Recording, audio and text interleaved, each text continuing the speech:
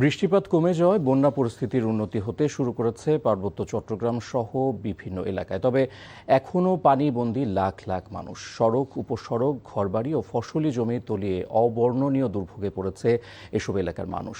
ইমরুল কায়েসের desk report.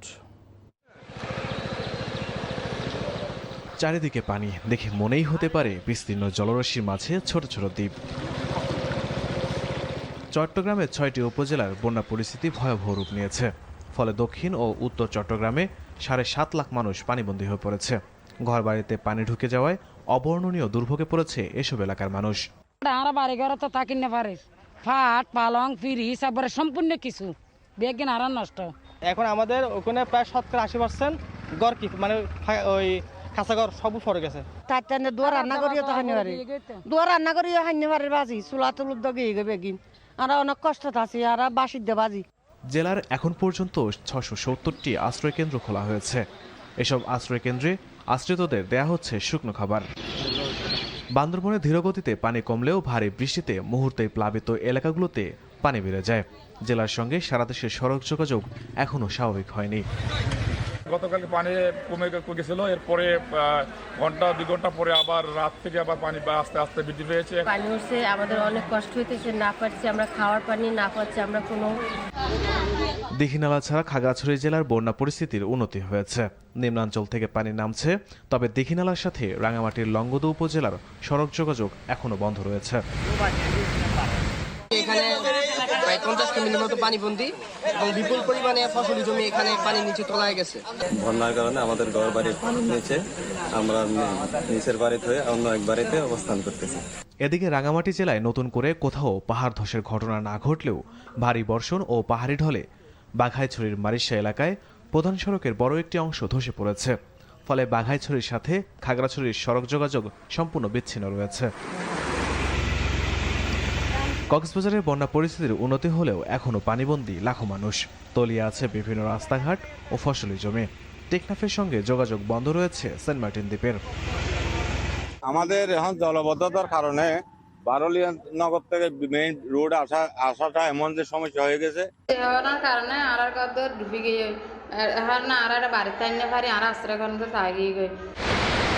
উজানের পাহাড়ি ঢলে মৌলভীবাজারের রাজনগর ট্যাংরা ইউনিয়নের মনু নদীর ২টি স্থানে বাঁধ ভেঙে বিস্তীর্ণ এলাকা প্লাবিত হয়েছে। হবিগঞ্জে বন্যা পরিস্থিতির ধীরে ধীরে উন্নতি হচ্ছে। খোয়াই নদীর বাঁধ ভেঙে প্লাবিত হওয়া অন্তত ৫০টি গ্রামের পানি কমতে শুরু করেছে। তবে দুর্ভোগ কমেনি পানিবন্দী মানুষের। Imrul Kayes, NTV news desk. Joypurhat ও লালমনিরহাট সীমান্ত দিয়ে ৬ জনকে পুষের চেষ্টা চালিয়েছে বিএসএফ। ভোরে জয়পুরহাটের পশ্চিম রামকৃষ্ণপুর সীমান্তে ২ নারী সহ ৩ জনকে পুষের চেষ্টা চালায় বিএসএফ। তবে বিজিবি ও স্থানীয় গ্রামবাসীদের বাধায় বিএসএফের সেই চেষ্টা ব্যর্থ হয়েছে। সীমান্তে বিজিবির সতর্ক অবস্থান রয়েছে। এদিকে ভোরে লালমনিরহাটের পাটগ্রাম উপজেলার ধবলসুতি সীমান্ত দিয়ে ৩ নারীকে বাংলাদেশে পুষের চেষ্টা চালায় ভারতীয় সীমান্তরক্ষী বাহিনী। তবে বিজিবির প্রতিরোধে তারা ব্যর্থ হয়েছে। সরকারের পক্ষ থেকে চট্টগ্রামের বন্যা পরিস্থিতি বিবেচনা করে দুর্গম এলাকা পর্যন্ত ত্রাণ পৌঁছে দেওয়ার উদ্যোগ নেওয়া হয়েছে। ইতোমধ্যে ৫০০ মেট্রিক টন চাল বরাদ্দ দেওয়া হয়েছে। প্রয়োজনে তা আরও বাড়ানো হবে বলে জানিয়েছে দুর্যোগ ও ত্রাণ প্রতিমন্ত্রী ইকবাল হোসাইন। সকালে চট্টগ্রাম সার্কিট হাউসে জেলার বন্যা পরিস্থিতি নিয়ে আলোচনা সভায় এসব কথা বলেন তিনি। চট্টগ্রামের জন্য আমরা কিন্তু এই পর্যন্ত ৫০০ মেট্রিক টন চাল দিয়ে দেওয়া হয়েছে। তাদের হাতে বুঝে এখনো ২০০ মজুদ আছে। লাগলে যদি লাগে বলার সঙ্গে সঙ্গে আমরা পাঠাই দিতে পারবো। আশ্রয় কেন্দ্র আছে ৬৫০, সবগুলি ভরে নাই, ২-১টা বোধহয় খালি আছে। দেশে লোডশেডিংয়ের কঠোর সমালোচনা করে কুমিল্লা ৪ আসনের সংসদ সদস্য ও এনসিপির দক্ষিণাঞ্চলের মুখ্য সংগঠক হাসনাত আবদুল্লাহ বলেন, সরকার ইরান যুদ্ধের অজুহাতে জ্বালানি তেলের দাম বাড়ালেও এখনও পর্যন্ত বিদ্যুৎ সংকটের কার্যকর সমাধান করতে পারেনি। বিকেলে চাঁদপুরে জুলাই পদযাত্রা শেষে তিনি এসব কথা বলেন। এখন এই সরকার ক্ষমতায় আসার পরে ইরানে যুদ্ধের দোহাই দিয়ে জ্বালানি তেলের দাম বৃদ্ধি করলেও এখনো পর্যন্ত লোডশেডিং এর সমস্যা সমাধান করতে পারেনি। সরকার ৬ মাস অতিবাহিত হলেও এই ১০ লাখ কর্মসংস্থান নিশ্চিত করার কথা থাকলেও এখনো পর্যন্ত একটা কর্মসংস্থানও নিশ্চিত করা হয় নাই। অগণিত দর্শকের আশা আর ভালোবাসা নিয়ে 23টি বছর পার করে 24-এ পা রাখলো এনটিভি। সারা দেশে জমকালো আয়োজনে পালিত হয়েছে এনটিভির জন্মদিন। বিস্তারিত ওয়ালিউল্লাহ অলির ডেস্ক রিপোর্টে। চুয়াডাঙ্গায় এনটিভির প্রতিষ্ঠা বার্ষিক উপলক্ষে বর্ণাঢ্য শোভাযাত্রা বের হয়। পরে প্রেস ক্লাব মিলনায়তনে আলোচনা সভায় স্থানীয় প্রশাসন, বিভিন্ন রাজনৈতিক ও সামাজিক সংগঠনের নেতারা বক্তব্য রাখেন। এ সময় বক্তারা বস্তুনিষ্ঠ সংবাদের পাশাপাশি এনটিভির সাফল্য কামনা করেন। কেক কেটে বাগেরহাটে এনটিভির প্রতিষ্ঠা বার্ষিকীর অনুষ্ঠান শুরু হয়। পরে আলোচনা সভায় বক্তারা বলেন, অতীতের ন্যায় ভবিষ্যতেও এনটিভি বস্তুনিষ্ঠ সাংবাদিকতার ধারাবাহিকতা বজায় রাখবে। আলোচনা সভা শেষে সবুজায়নের বার্তা ছড়িয়ে দিতে গাছের চারা বিতরণ করা হয়। জয়পুরহাটে দর্শক নন্দিত স্যাটেলাইট টেলিভিশন চ্যানেল এনটিভির প্রতিষ্ঠা বার্ষিকীতে এতিম শিশুদের মাঝে খাবার বিতরণ ও দোয়া মাহফিল অনুষ্ঠিত হয়েছে। নোয়াখালীতে পরিবেশ বান্ধব গাছের চারা বিতরণ ও প্রতিষ্ঠা বার্ষিকীর কেক কাটেন অতিথিরা। এ সময় তারা এনটিভির উত্তরোত্তর সাফল্য কামনা করেন। এনটিভির 24 বছরে পদার্পণ উপলক্ষে দিনাজপুরে আলোচনা সভা ও কেক কাটার আয়োজন করা হয়। এ সময় বক্তারা বলেন, এনটিভি নিরপেক্ষভাবে সংবাদ প্রচারের ধারাবাহিকতা অব্যাহত রাখবে। এনটিভির 24 বছরের পদার্পণ উপলক্ষে বেনাপোলে উৎসব মুখর পরিবেশে কেক কেটে কর্মসূচির উদ্বোধন করেন স্থলবন্দরের কর্মকর্তা ও বিভিন্ন পেশার মানুষ। পরে আলোচনা সভায় বক্তারা এনটিভিতে প্রচারিত বস্তুনিষ্ঠ সংবাদ আগামীতেও বজায় থাকবে বলে প্রত্যাশা করেন। NTV news desk. বন্যা পরিস্থিতিতে চট্টগ্রাম শিক্ষা বোর্ডের এইচএসসি ও সমমানের পরীক্ষা আগামী 16 জুলাই পর্যন্ত স্থগিত থাকবে। বোর্ডের অধীন সংশ্লিষ্ট 5 জেলায় স্থগিত থাকবে মাদ্রাসা ও কারিগরি শিক্ষা বোর্ডের পরীক্ষাও। বিকেলে প্রধানমন্ত্রীর কার্যালয়ে সাম্প্রতিক বন্যা পরিস্থিতি নিয়ে আয়োজিত সংবাদ সম্মেলনে এই তথ্য জানান প্রধানমন্ত্রীর শিক্ষা উপদেষ্টা ডক্টর মাহদি আমিন। প্রধানমন্ত্রী তারেক রহমান বন্যা পরিস্থিতি সার্বক্ষণিক পর্যবেক্ষণ করছেন বলে জানান তিনি। সরকার পরিস্থিতি মোকাবেলায় দায়বদ্ধতা, আন্তরিকতা ও মমত্ববোধ নিয়ে কাজ করছে জানিয়ে মাহদি আমিন বলেন, বন্যা দুর্গত এলাকায় খাদ্য, নিরাপদ পানি ও স্যানিটেশন নিশ্চিত করা হয়েছে। তিনি বলেন, ত্রাণ কর্মকাণ্ডে যুক্ত হতে প্রধানমন্ত্রী সবাইকে আহ্বান জানিয়েছেন।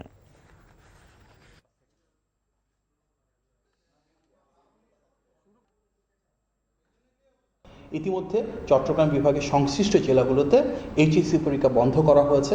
এ বিষয়ে ইতিমধ্যে সংশ্লিষ্ট স্থানীয় প্রশাসনের সাথে আলোচনার মাধ্যমে আগামী 16 জুলাই পর্যন্ত বন্যায় দুর্গত পরিস্থিতি বিবেচনায় চট্টগ্রাম বোর্ডে অনুষ্ঠিতব্য এইচএসসি পরীক্ষা স্থগিত ঘোষণা করা হচ্ছে। দেশে চিকিৎসা ব্যবস্থায় জনগণের পুরোপুরি আস্থা ধরে রাখতে চিকিৎসকদের সহযোগিতা চাইলেন প্রধানমন্ত্রী তারেক রহমান। রোগ প্রতিকারের চেয়ে প্রতিরোধ বেশি জরুরি বলেও মনে করেন প্রধানমন্ত্রী। সেজন্য জীবনযাপন প্রক্রিয়া সম্পর্কে সচেতনতা বৃদ্ধিতে সরকার কাজ করবে বলে জানান তিনি।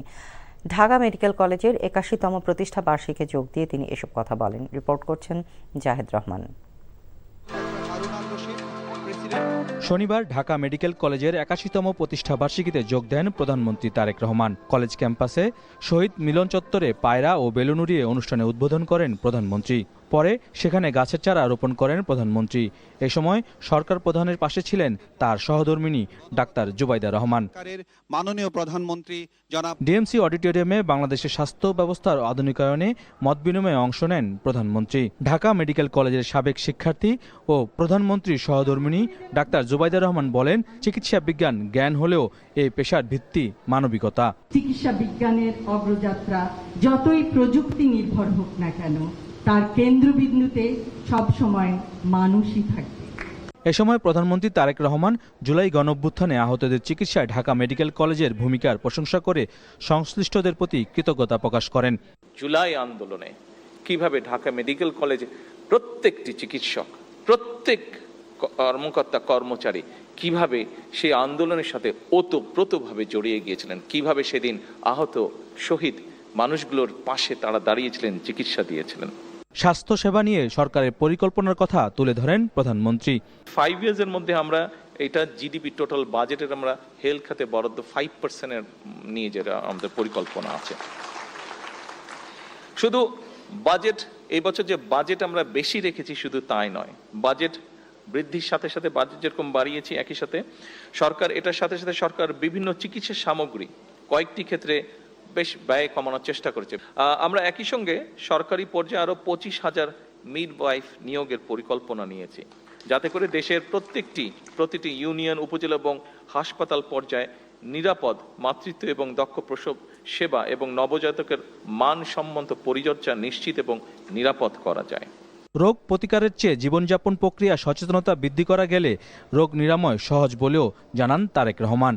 একজন রোগীকে চিকিৎসা দেওয়ার জন্য রাষ্ট্রের যেই খরচ হয় তার থেকে যদি প্রিভেনশনের ব্যাপারটায় জোর দেওয়া যায়, অর্থাৎ আমরা যদি এমন একজন ব্যক্তিকে ট্রেনিং দিয়ে রেডি করতে পারি যে ঘরে ঘরে গিয়ে মানুষকে অ্যাওয়্যার করবে যে কি কি কাজ থেকে বিরত, কি কি খাওয়া, লাইফস্টাইল কেমন হলে বিভিন্ন অসুখ বিসুখ থেকে দূরে থাকা যাবে, তাতে দেখা গিয়েছে যে রাষ্ট্রের খরচ অনেক কমে আসে।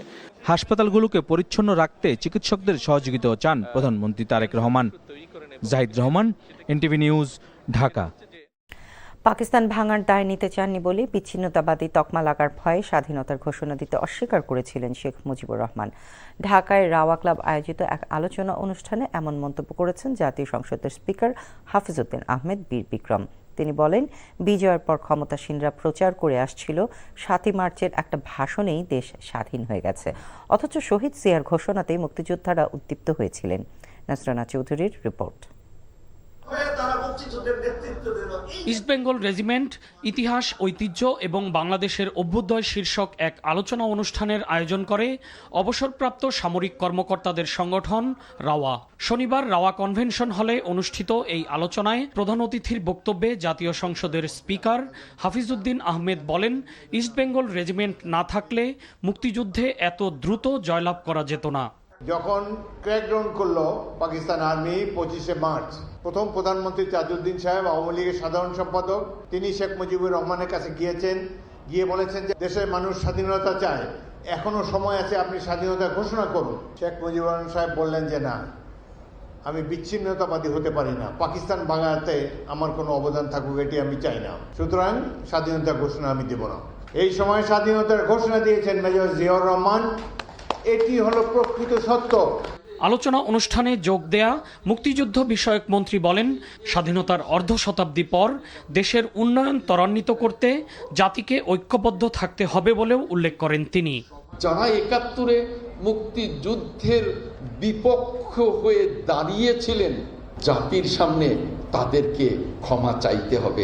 তারা যাতে আমাদের মুক্তিযুদ্ধের বাংলাদেশকে লালন করেন, মুক্তিযুদ্ধের বাংলাদেশকে ধারণ করেন, গণতন্ত্রের বাংলাদেশকে লালন করেন। পার্বত্য অঞ্চলে শান্তি শৃঙ্খলা বজায় রাখার জন্য বাংলাদেশ সেনাবাহিনীর যারা পদকে ভূষিত হবেন তাদেরকে মুক্তিযুদ্ধ বিষয়ক মন্ত্রণালয়ের পক্ষ থেকে সম্মানিত করা হবে বলেও জানান মন্ত্রী আহমেদ আজম খান। নজরানা Chowdhury, NTV news, Dhaka. জাতীয় সংসদের বিরোধী দলীয় নেতা ও জামায়াতের আমির ডাক্তার শফিকুর রহমান অভিযোগ করেছেন, সীমান্তে ভারত উস্কানি দিচ্ছে, হত্যাকাণ্ড চালাচ্ছে, পুশিং করছে, অথচ সরকার নিশ্চুপ আছে। দ্রুত জুলাই গণহত্যা, হাতি হত্যাকাণ্ড, শাপলা চত্বর হত্যা, আয়নাঘর, 15 বছরের গুম খুনের বিচার করার দাবি জানান তিনি। বিকেলে রংপুর জিলা স্কুল মাঠে জামায়াতে ইসলামীর নেতৃত্বাধীন 11 দলীয় ঐক্যের বিভাগীয় সমাবেশে এসব কথা বলেন জামায়াতের আমির। রংপুর থেকে আসাদুজ্জামান আরমানের ক্যামেরায় AKM মইনুল হকের রিপোর্ট। গণভোটের রায় বাস্তবায়ন, তিস্তা মহাপরিকল্পনা বাস্তবায়নের কার্যকর ব্যবস্থা গ্রহণ, সীমান্ত হত্যা ও পুশ ইন বন্ধ এবং জনদুর্ভোগ নিরসনের দাবিতে শনিবার বিকেলে রংপুর জিলা স্কুল মাঠে 11 দলীয় জোট এই বিভাগীয় সমাবেশের আয়োজন করে। সমাবেশে বিরোধী দলীয় নেতা ডাক্তার শফিকুর রহমান বলেন, কোনো অজুহাত নয়, সরকারকে দ্রুত জুলাই গণহত্যা, হাদি হত্যাকাণ্ড, শাপলা চত্বর হত্যার বিচার করতে হবে। সীমান্তে বিএসএফের হত্যা ও পুশ ইনের ঘটনায় সরকারের নীরবতার সমালোচনা করেন তিনি। আমাদেরকে বিভিন্নভাবে এই গণভোট বাস্তবায়নের দাবি থেকে সরিয়ে নেওয়ার জন্য অনেক কথা বলা হচ্ছে। পরিষ্কার কথা, আমরা জাতির সাথে বেইমানি করতে পারবো না। বিস্তীর্ণ এলাকা জুড়ে সীমান্তে সুড়সুড়ি দিচ্ছে প্রতিবেশী ভারত। সরকার মুখে কুলু পেটে বসে আছে। আমরা প্রতিবাদ করছি, জনগণ প্রতিবাদ করছে। শুধু প্রতিবাদ করছে না, প্রতিরোধ করার জন্য বিজিবির সৈনিকদের সাথে সমান তালে জনগণ লড়াই করে যাচ্ছে। সমাবেশে সরকারের সমালোচনা করেন 11 দলীয় জোটের শীর্ষ নেতারা। বিএনপি সকল গণ অভ্যুত্থানের সুবিধাভোগী এবং সকল গণ অভ্যুত্থানের সাথে এই বিএনপি প্রতারণা করেছে। এইখানে আমার থেকে যারা বয়োজ্যেষ্ঠ আছেন, অভিজ্ঞ আছেন, তারা ভালো বলতে পারবেন 90-এর গণ অভ্যুত্থানের পরে সকলের দাবি ছিল তত্ত্বাবধায়ক সরকার। সেই তত্ত্বাবধায়ক সরকারের মাধ্যমে বিএনপি ক্ষমতা এসেছিল এবং সেই তত্ত্বাবধায়ক সরকারকে অস্বীকার করেছিল। বৃষ্টি উপেক্ষা করে সমাবেশ স্থলে জড়ো হন নেতা কর্মীরা। AKM Moinul Haque, NTV news, Rangpur. পলাতক শেখ হাসিনা ডিসেম্বরে দেশে আসবেন কিনা সেটা তার বিষয়, কিন্তু আদালত তাকে অবিলম্বেই চায়। বিকেলে শিল্পকলা একাডেমিতে জুলাই শহীদ স্মৃতি ফাউন্ডেশন আয়োজিত অনুষ্ঠানে এমন মন্তব্য করেন আন্তর্জাতিক অপরাধ ট্রাইব্যুনালের চিফ প্রসিকিউটর আমিনুল ইসলাম। বলেন, যারা ডিসেম্বরে দেশে ফেরার হুমকি দিচ্ছেন তাদের প্রতিরোধে সবার ঐক্য ধরে রাখতে হবে। শুধু শেখ হাসিনা নয়, দল হিসেবে আওয়ামী লীগেরও বিচার হচ্ছে, জানান চিফ প্রসিকিউটর। কোনো অবস্থায় আওয়ামী লীগ ও শেখ হাসিনাকে এদেশের মানুষ ছাড় দেবে না। অনুষ্ঠানে জামায়াত ইসলামী সেক্রেটারি জেনারেল অধ্যাপক মিয়া গোলাম পারোয়ার বলেন, নিজেদের মধ্যে রাজনৈতিক বিভেদ তৈরি না করে জুলাই সনদের ভিত্তিতে গণভোট বাস্তবায়নে সরকারকে চাপ দিতে হবে। বলেন, জুলাই কোনো দলের নয়, বরং দুনিয়ার নজিরবিহীন আন্দোলন। অনুষ্ঠানে স্মৃতিচারণ করেন জুলাই গণ অভ্যুত্থানের আহত যোদ্ধারা। আমাদেরকে একটা পলিটিক্যাল কনসেনসাস প্রয়োজন, জাতীয় ঐক্য প্রয়োজন। আমরা যেন নিজেরাই আবার সংখ্যাগরিষ্ঠতার ক্ষমতা পেয়ে জাতিকে বিভক্ত করে জুলাইয়ের রক্তের সাথে বেইমানি না করি, এটাই হোক আজকের প্রকাশন অনুষ্ঠানের দৃঢ় অঙ্গীকার। তো আপনাকে তো আমরা কালকেই চাই, অতএব কোনো স্ট্যান্ডবাজি করবেন না। অতএব আমাদের এখানে আর কোনো অস্থিতিশীল পরিবেশ তৈরি করবেন না। আর কোনো অস্থিতিশীল পরিবেশ বাংলার মানুষ আর কখনো গ্রহণ করবে না।